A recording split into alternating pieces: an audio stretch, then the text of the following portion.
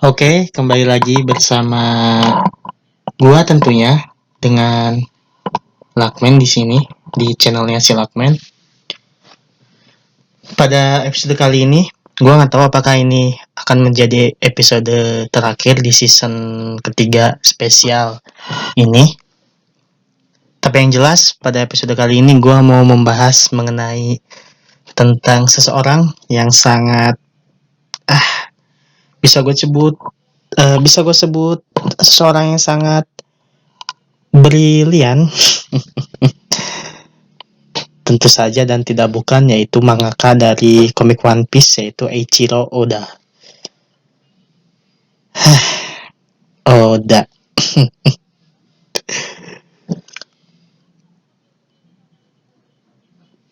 Saat ini Oda berusia sekitar 47 tahun.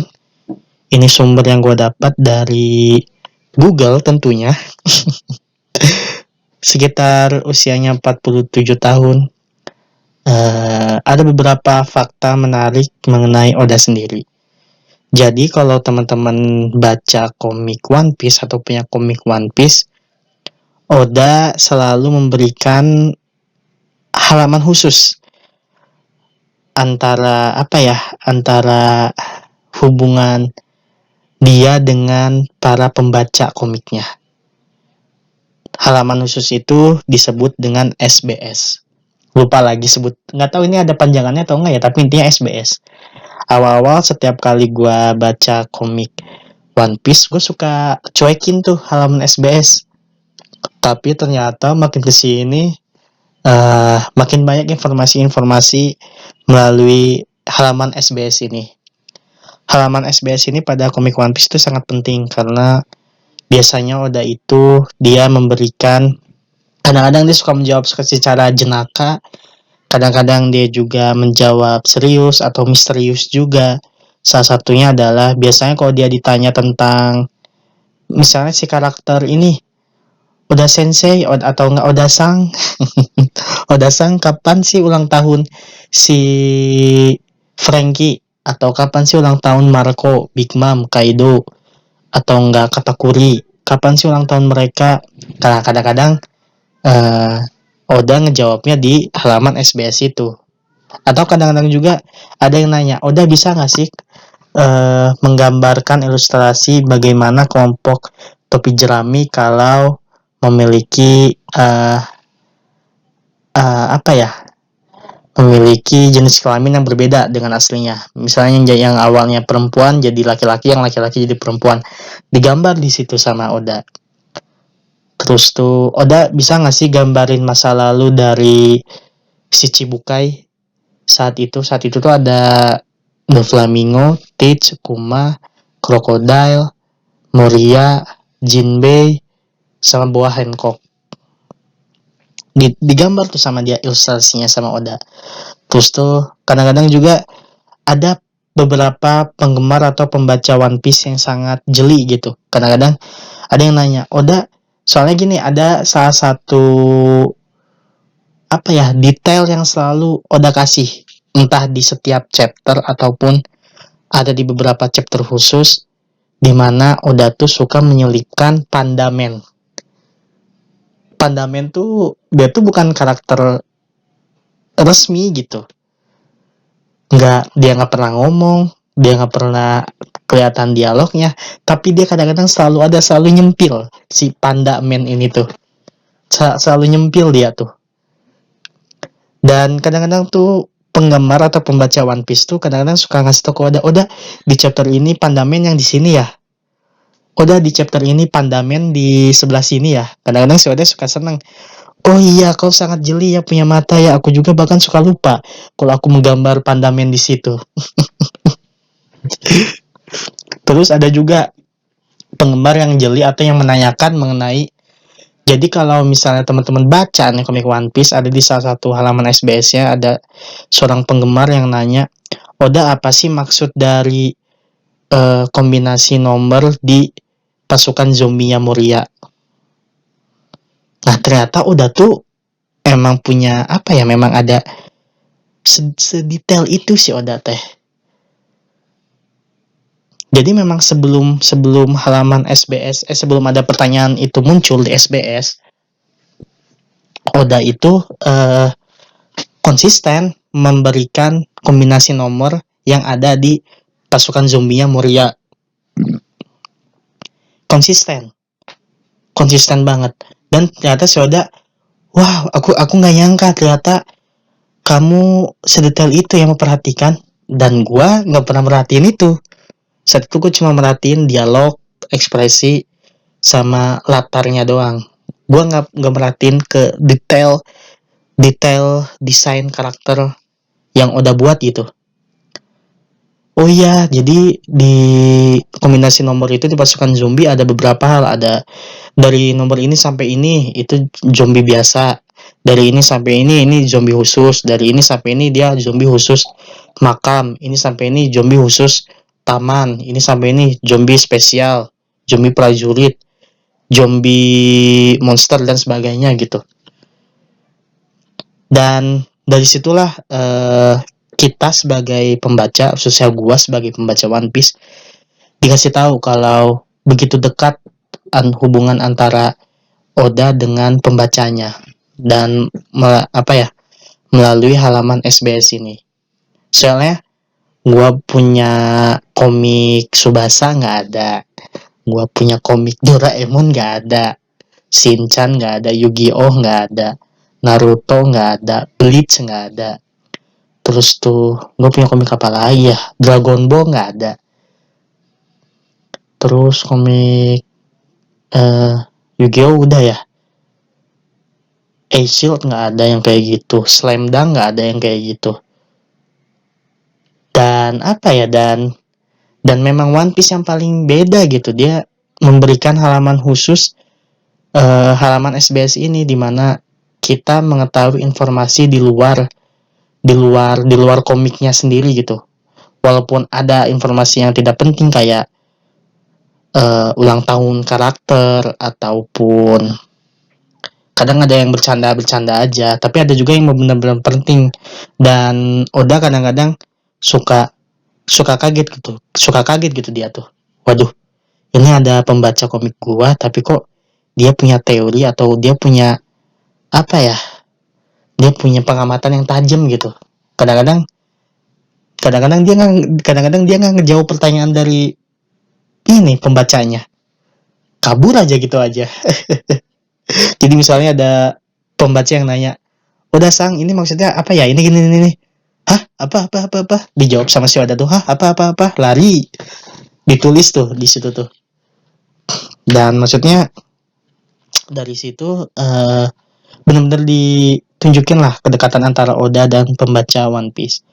Terus ada lagi berita yang gua dapet, artikel yang gua dapet ini, gua nggak tahu ini beneran atau enggak, tapi ini kayaknya waktu zaman SMA deh atau enggak waktu zaman kuliah, waktu awal-awal. Jadi ada artikel di mana ada seorang anak, dia itu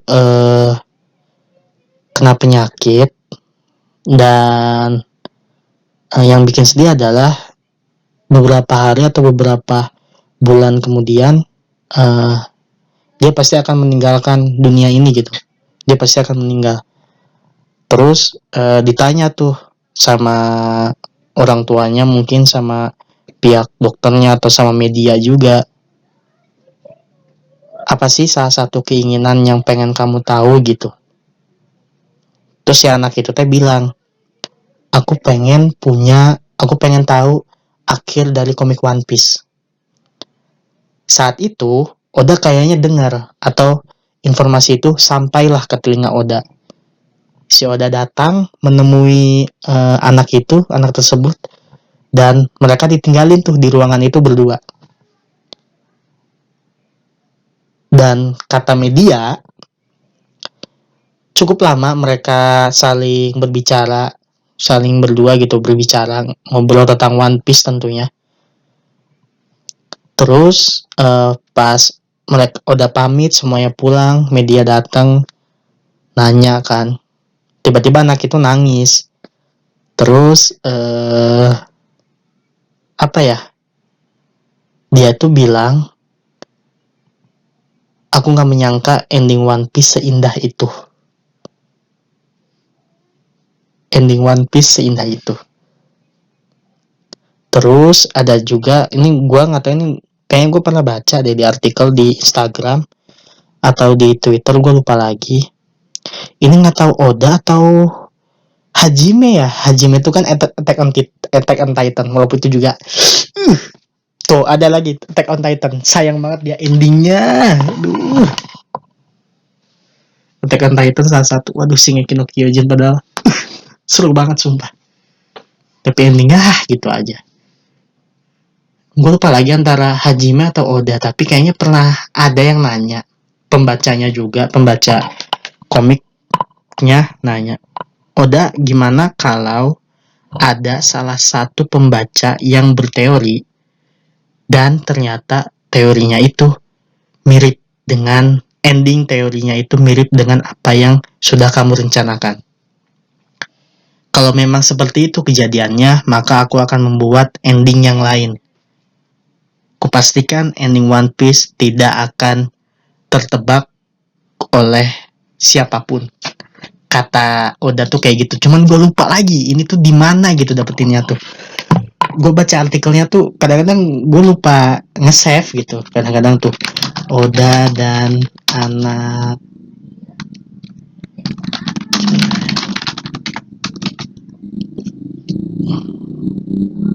nih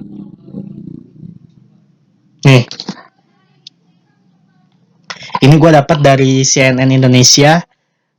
Judul artikelnya yaitu Wasiat Akhir Kisah One Piece di Tangan Anak yang Sekarat. Ditulis di hari Sabtu, dipublikasikan di hari Sabtu 25 Juli 2020. Aduh, Juli ya, tahun kemarin. Setelah 23 tahun membuka petualangan kelompok bajak laut topi jerami, Eiichiro Oda masih menutup rapat akhir kisah One Piece. Konon, ia hanya membocorkan akhir cerita One Piece kepada satu penggemar, yaitu seorang bocah yang sedang sakit, sekarat sebutannya. Kabar ini menggemparkan para penggemar One Piece pada 2014. Oh, berarti di tahun 2014 ya, berarti bener lah, sekitar SMP-an, SMP atau SMA berarti.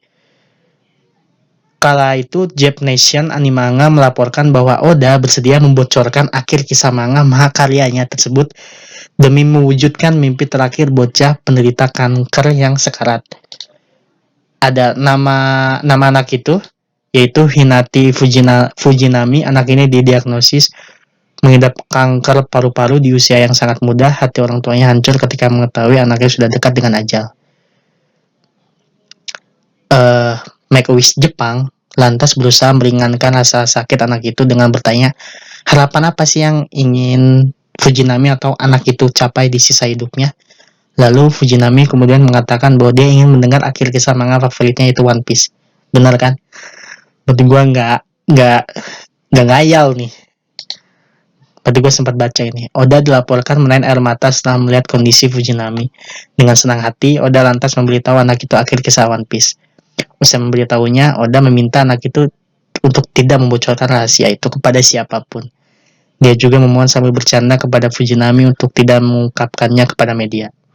Pada akhir pembicaraan mereka, Fujinami dilaporkan terlihat senyum sembari menangis ketika mengatakan kepada orang-orang bahwa One Piece itu indah. Anjir. Merinding loh ini loh. Merinding loh ini loh. Pas baca ini, gue masih ingat sumpah. Kesimpulannya ternyata emang benar lah. Hingga kini tak diketahui lagi keberadaan anak tersebut. Akhir kisah One Piece pun tak pernah diketahui. Hanya Oda Sensei dan Tuhan yang tahu. Demikian jawaban warganet kalau ditanya akhir kisah One Piece. Pada awal tahun lalu, Oda sendiri sempat mengisahkan VCD buat cerita One Piece sudah hampir tamat. Nah, oke. Berarti benar ya, ini dari CNN Indonesia, udah gua bookmark. Tenang saja, berarti saya tidak bohong ya. Antara Oda dan anak yang sedang sakit berarti benar. Berarti antara Oda, dia dan Tuhan aja yang tahu. dari situ ya, gue tuh selalu gue simpen gitu. Ucapan ini, artikel itu tuh selalu gue simpen, dan gue selalu berharap gitu ending One Piece tuh benar-benar indah seperti yang sudah dikasih tahu sama anak tersebut. Soalnya gini, banyak banget ending-ending manga di mana tidak sesuai dengan ekspektasi gue. Udah gue bahas sebelumnya di episode One Piece, tapi gue mau coba bahas ulang lagi, yaitu Naruto. Endingnya kurang kalau kata gue. Yang harusnya Madara sangat cocok menjadi villain utama yang terakhir, final villainnya lah ibaratnya, tapi tiba-tiba dihianatin Jetsu. Udah gitu matinya cuma ditusuk dari belakang. Sedangkan si Madara, bayangin coy, lawan 5 Kage, kalah 5 Kage. Oke? 9 biju, kalah 9 biju. Anjir, Ichibi, Nibi, Sanbi, Yonbi, Gobi, Rokubi, Nanabi, Hachibi, Kyubi, kalah mereka semua lawan Madara yang Rinnegan-nya belum aktif. Matanya tuh masih hancur. Kan mata aktifnya tuh ada di Obito satu lagi di mana ya? Pokoknya di Obito satu, di Nagato kan ya satu. Tapi kan yang Nagato kan udah ada di Obito. Bagaimana sih gue lupa lagi. Pokoknya waktu lawan 9 biju itu Madara belum nggak ngeliat, dia cuma ngasihin cakra doang, kalah 9 biju. Yondaime, terus Nidaime, Naruto, Sasuke nggak mempan, cok. Guy, gerbang ke-8 coy, gak mempan juga. Obito, Kakashi, Naruto, Sasuke yang akhirnya udah dapat upgrade dari dari siapa sih, leluhur Naruto tuh lupa lagi. Ya adalah leluhur Naruto. Tetap tiba-tiba mati, ditusuk dari belakang sama Jetsu hitam. Udah hilang tiba-tiba Madara, tiba-tiba jadi Kaguya. Sayang banget endingnya. Walaupun setelah itu memutuskan setelah itu gue akuin pas lawan Kaguya gue nggak begitu tertarik, B aja. Terus lawan Naruto sama Sasuke finalnya ya itu bagus banget, gue suka. Nah tapi pas setelah berakhir kan, setelah tangan mereka tiba-tiba putus dua-duanya, yang sebelah itu ya udah cuman nggak dikasih tahu efeknya apa, tiba-tiba udah Konoha udah jadi negara yang majulah, modern. Shingeki no Kyojin. Tahu yang bikin jelek tuh apa? Gara-gara ada anak emas, si Reiner. Tai itu si Reiner. Bikin jelek tuh. Padahal gua sampai si Eren dia menghabisi seluruh manusia seluruh dunia di luar Pulau Paradis. Gue setuju Eren ngebasmi semua itu. Sampai situ gue setuju banget. Tiba-tiba lah kok si Reiner masih hidup terus-terusan, minimal ya. Walaupun lebih baik si Reiner dibiarin mati lah. Gue suka itu. Reiner dibiarin mati, terus Gabi mati. Maksud gue ayolah Hajime. Terus endingnya, walaupun di endingnya juga si Eren tuh ngebucin sama si Mikasa. Gue cukup suka di situ. Tapi setelah tiba-tiba nggak ada dampak yang diberikan, tiba-tiba Paradis hancur lah setelah beberapa tahun kemudian kan, karena temboknya udah nggak ada coy, tembok pelindungnya udah nggak ada. Hancur terus tuh ya, endingnya sayang banget gitu. Padahal Shingeki no Kyojin, perjalanan itu, prosesnya menuju ending itu bagus banget. Bleach kayak gitu juga, terlalu terburu-buru. Dan Hunter x Hunter hiatus kan, karena penyakit kan, karena sakit mangakanya kadang-kadang 1 bulan cuman 1 chapter. Kalau beruntung 1 tahun ada 10 chapter. 1 tahun loh kalau beruntung. Penggemar Hunter x Hunter, kalau enggak ya bahkan 1 tahun nggak ada update chapter sama sekali. Walaupun gue akuin Hunter x Hunter dia punya cerita yang bagus juga. Dia punya detail cerita yang menakjubkan kalau kata gue. Gue tahu Hunter x Hunter dari animenya dulu. Gue nggak baca manganya dulu. Jadi kalau misalnya udah kelewatan jadul ya animenya, iya manganya, gue nonton dari animenya dulu. Kalau animenya gue ngikutin bahkan sampai tamat animenya, baru gue lanjutin lewat komik. Nah Hunter x Hunter kayak gitu. Animenya tuh gila, itu detail banget coy. Dari arc-nya tuh suka banget gue, dari musuhnya, dari segi kekuatannya, dari karakter-karakternya kuat, dan suka gue sama Hunter x Hunter. Tapi gitu sayangnya mangakanya hiatus karena sakit. Terus Slam Dunk juga termasuk, aduh, komik One Piece the best sih. Komik One Piece, komik basket the best. Dibandingkan Kuroko ya udah jelas lah Kuroko pasti akan menang sama tim Seirinnya. Tapi kok Slam Dunk, aduh. Soalnya Kuroko sama Slam Dunk beda. Kuroko dia pakai imajinasi, Slam Dunk dia lebih ke realistisnya. Dimana Kuroko tuh nggak kerasa rivalitasnya. Slam Dunk kerasa rivalitasnya. Hanamichi Sakuragi dan Furukawa. Tapi aduh, endingnya ini nggak tahu ya apakah memang ini endingnya sengaja oleh Takehiko Inoue ya, mangaka dari Slam Dunk. Tuh lupa lagi mangaka Slam Dunk.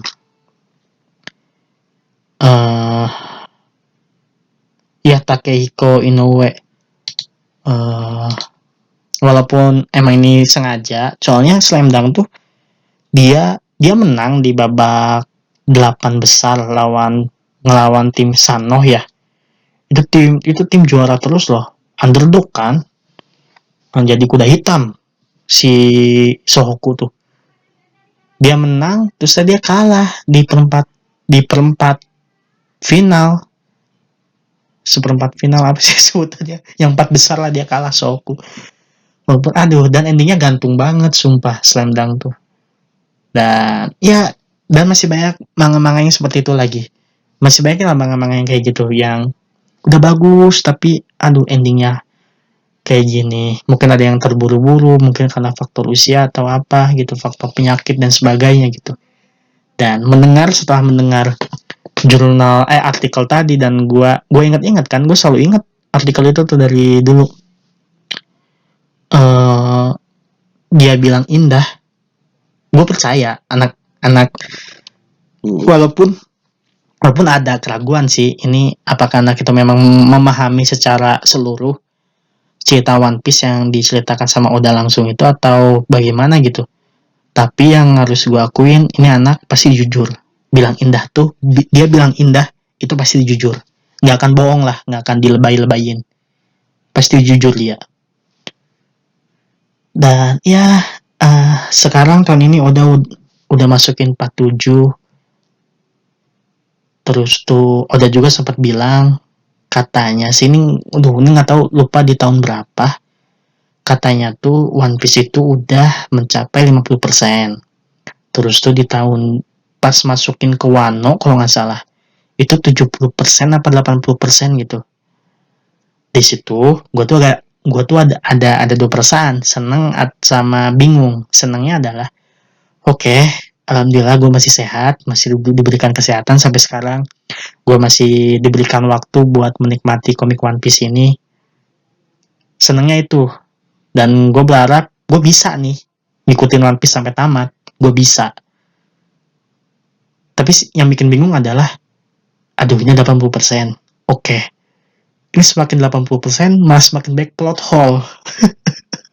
Plot hole yang diberikan, misteri yang diberikan makin banyak. God Valley itu di mana? Kayak gimana pertarungannya? Rock di Sebek kayak gimana? Terus teh admiral baru si Ryokugyo ya apalah. Kan sekarang tuh admiralnya kan eh, apa ya? Kainu oke deh. Aduh, yang cahaya tuh siapa sih? Pokoknya Borsalino lah. Borsalino, Fujitora sama Ryokugyo. Ryokugyo belum dikasih tahu uh, tampilannya seperti apa. Ini plot-plot baru yang dikasih tahu akhir-akhir ini ya. Terus tuh penyakit Roger kayak gimana? Kenapa mereka si Roger ketawa semuanya? Terus tuh gimana tampilan Momonosuke skala ketika dewasa? Kan dia jadi dewasa secara fisik gara-gara si Shinobu kan, walaupun gue yakin itu pasti bakal di reveal nanti tampilan Momonosuke fisik dewasanya. Siapa Dr. Vegapunk? Apa yang terjadi sama Sabo? Apa yang direncanakan sama CP0? Dia ngincer si Nico Robin. Siapa Imsama?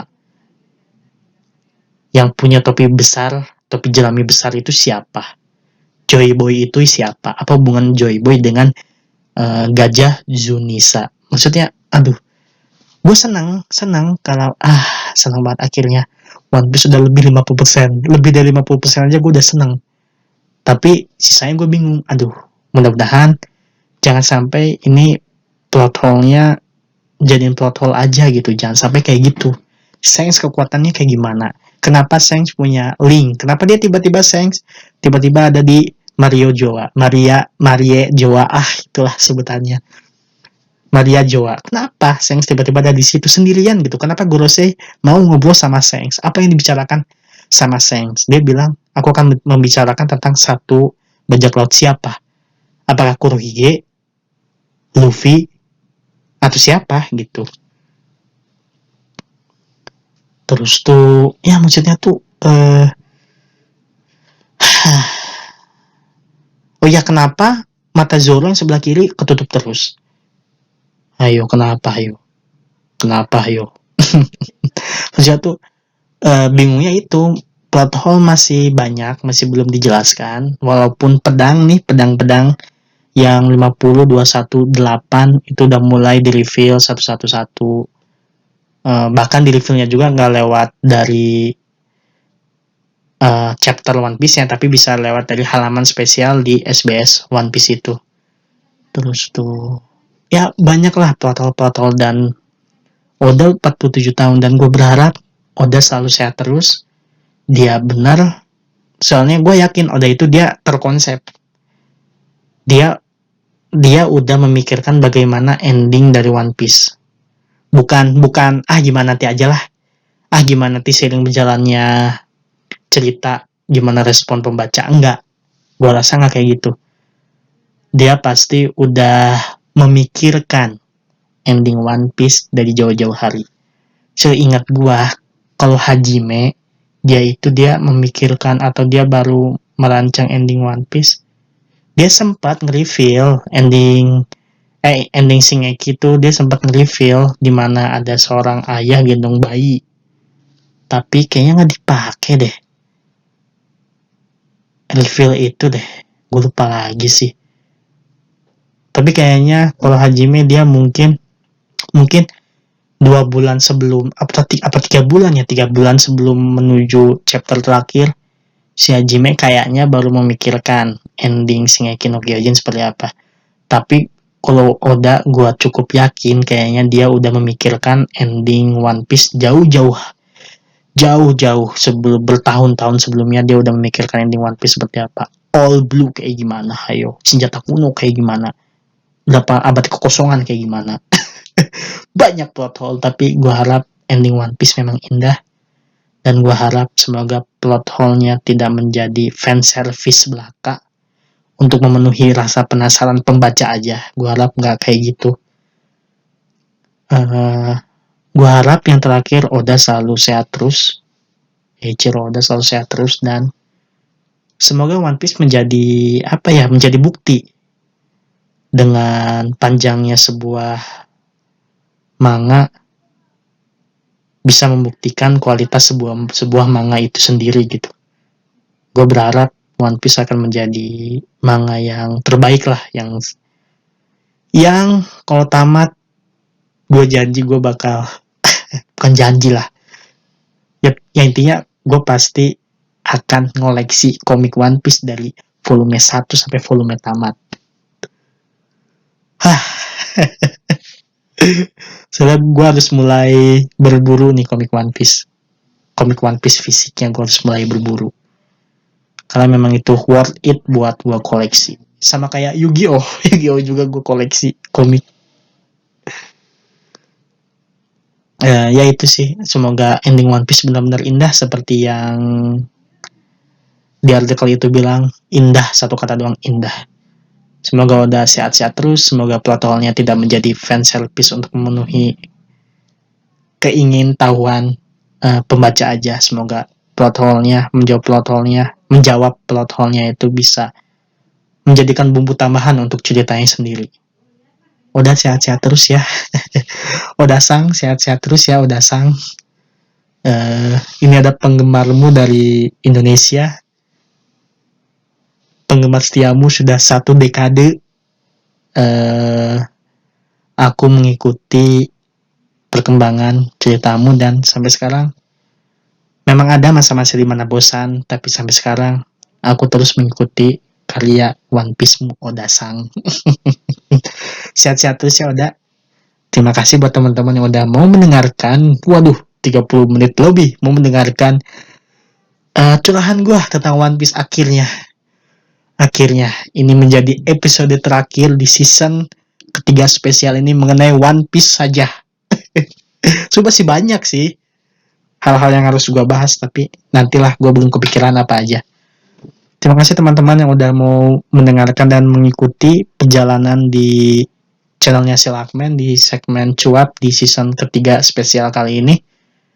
Gue Lakman. Oh ya, semoga teman-teman sehat terus ya. Sehat selalu, dijauhkan dari segala penyakit-penyakitnya. Gue Lakman, pamit undur diri. Terima kasih dan dadah.